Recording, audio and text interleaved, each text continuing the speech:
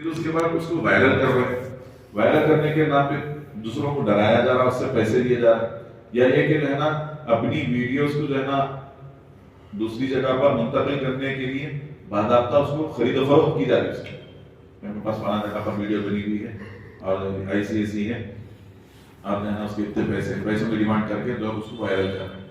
اب تو اللہ معاف فرمائے، ایک دو نہیں، حالیہ دنوں میں ساگر کے کمشنر کا بیان آیا کہ کتنے نوجوان، تقریباً 2000 نوجوان شہر کے وہ ہیں جو صرف عزت کی وجہ سے اپنا نام لانا نہیں چاہ رہے ہیں، لیکن بے عزت ہو کر کے رکھے کسی سے آن لائن جو ہے نا یا انسٹاگرام پہ یا فلاں پہ ایسی ایسی ایپلیکیشنز آ گئی ہیں پلے اسٹور کے اندر کہ اللہ معاف فرمائے کہ جو ہے نا آدمی کہیں پر بھی کسی سے کنٹیکٹ کر کے اس کو اپنی جگہ پر بلا کر کے اس کے ساتھ ملوث ہو جا رہا ہے، اس کو جو ہے نا سوشل سروس کا نام دیا جا رہا ہے. اللہ معاف فرمائے.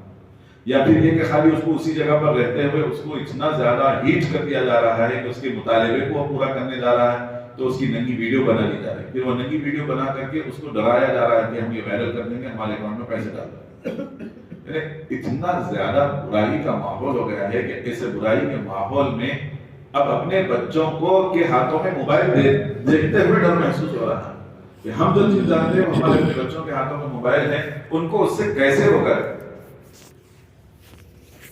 اللہ معاف کرو. ہمارے اپنے بچپن میں جی اس قسم کی چیزوں کا کوئی تصور بھی نہیں تھا، صرف سنا جاتا تھا کہ بھائی ایسی ایک کیسٹ آتی کہتے ہو، کیسٹ میں ایسا رہتا کرتے ہو، رہتا کرتے ہو.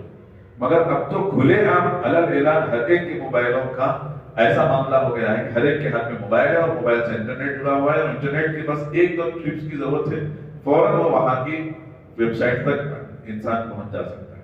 تو وہاں ہزاروں ہزار ایسی ویڈیوز بنا کر کے اپلوڈ کر دی گئی ہیں کہ آدمی جب بار بار اسی کو دیکھتا تھا تو اس کو دیکھتے دیکھتے اس کی طبیعت میں بھی اس قسم کا کرنے کا رجحان اڈاپٹ ہو.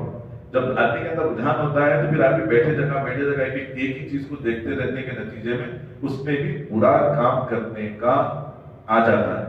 پھر جب وہ برا کام کرنے پر لگ جاتا ہے تو پھر کیا کر رہا، کہاں کر رہا، کہاں جا کے کر رہا، کیا کر رہا، کیسے کر رہا، وہ تمیز ختم ہو جاتی ہے. یہی کچھ ہوا حضرت لوط علیہ السلام کے ساتھ بھی. جب فرشتے انسانی شکل میں آئے تو پوری کی پوری قوم بھاگتے ہوئے آئی اور آ کر کے کہا کہ دیکھو ان کے پاس تو یہ سب چیزیں ہیں اور اب یہ رہنا ہم بیچ میں سے ہٹ جاؤ اور یہ ہمارے حوالے کرو. قال یا قوم هؤلاء بناتی. حضرت لوط علیہ السلام نے اس موقع پر قوم کو سمجھایا.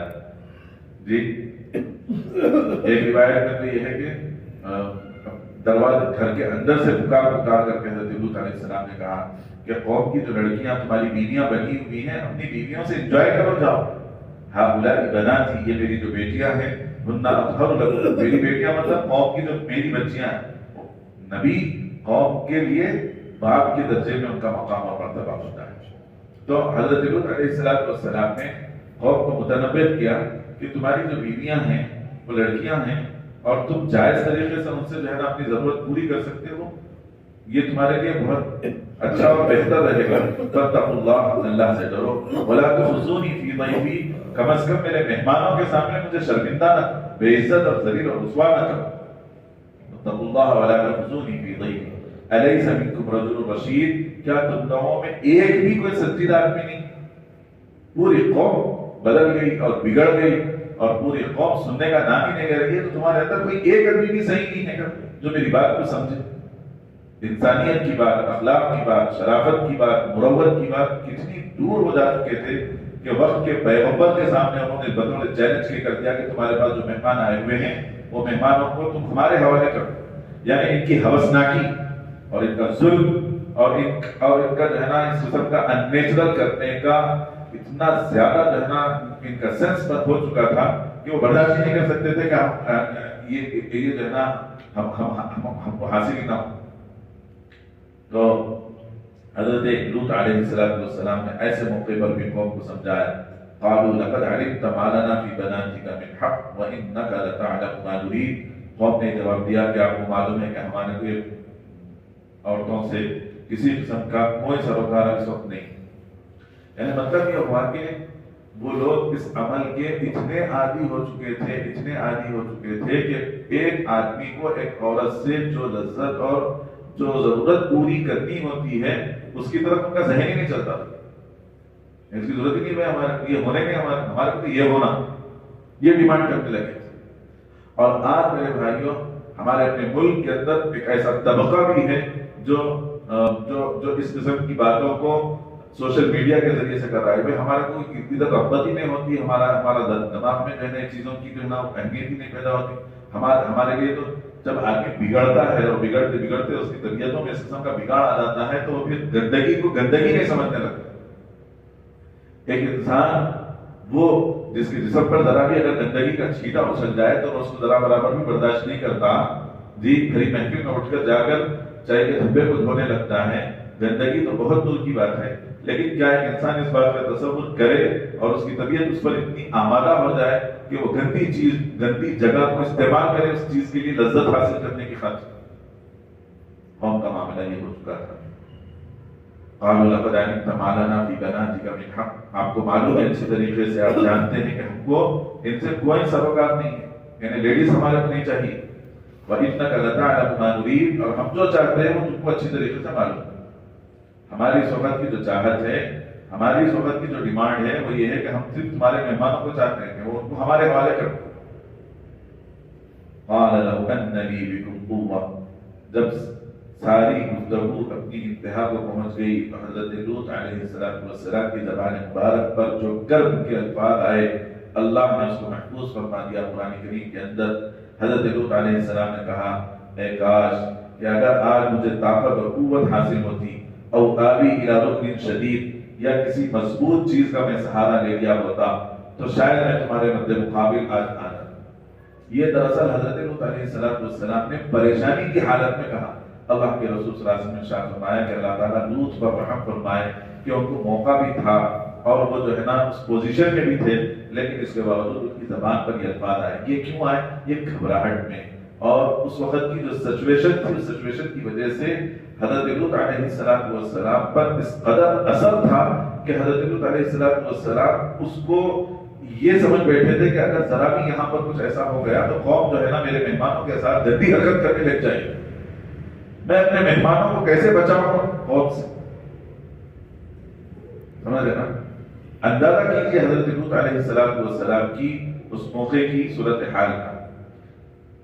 جب یہ سب ہو گیا اور حضرت لوط علیہ السلام کی بے چینی کو بھاگ گئے فرشتے. اب تک فرشتے نہیں بولے تھے کہ ہم فرشتے ہیں.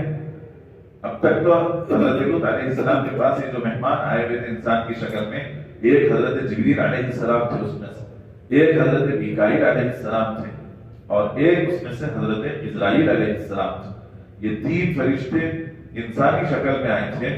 جی اب حضرت لوط علیہ السلام کی اس بے چینی کو دیکھ کر ان فرشتوں نے کہا قالوا یا لوط انا رسل ربک. اے لوط ہم تو تمہارے پروردگار کے فرستادے ہیں، فرشتے ہیں، بھیجے ہوئے ہیں. لن یصلوا الیک. آپ کو جو اندیشہ ہے کہ قوم کے لوگ آ کے ہم کو پکڑ لیں گے وہ ہرگز یہاں آ نہیں سکتے. لن یصلوا الیک، وہ ہرگز آپ کے پاس، آپ کے گھر میں داخل نہیں ہوں گے، نہیں پہنچ پائیں گے یہاں تک. فاسر باہلک.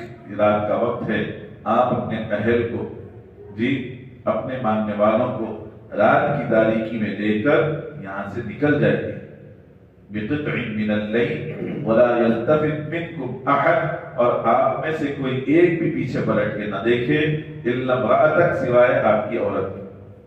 حضرت لوط علیہ السلام وقت کے پیغمبر ہیں، لیکن آپ کی جو بیوی تھی وہ بیوی حضرت لوط علیہ السلام کے ماننے والوں میں سے نہیں تھی، بلکہ بعض روایتوں میں لکھا ہے کہ اسی عورت نے قوم کو اطلاع بھیجائی کہ لوط کے پاس ایسے ایسے گورے گورے خوبصورت قسم کے جی لڑکے آئے ہوئے.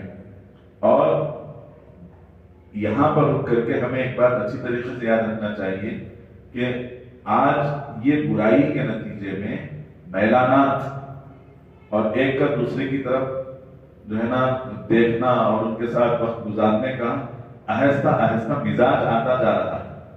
آج کسی کی باڈی اچھی اور کوئی محفل میں آ جائے تو سمجھنے کیا شیخ ہے بھائی، کیا مسلسل ہے بھائی، کیا چکنا ہے بھائی، کیا کیوٹ ہے بھائی.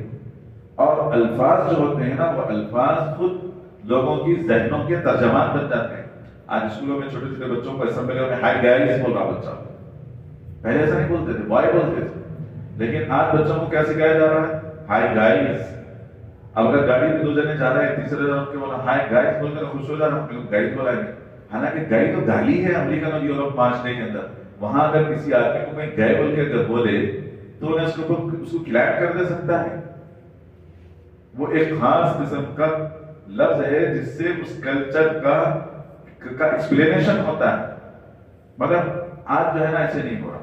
تو کوئی ضروری نہیں ہے کہ کوئی آدمی صرف وہ کام کرے.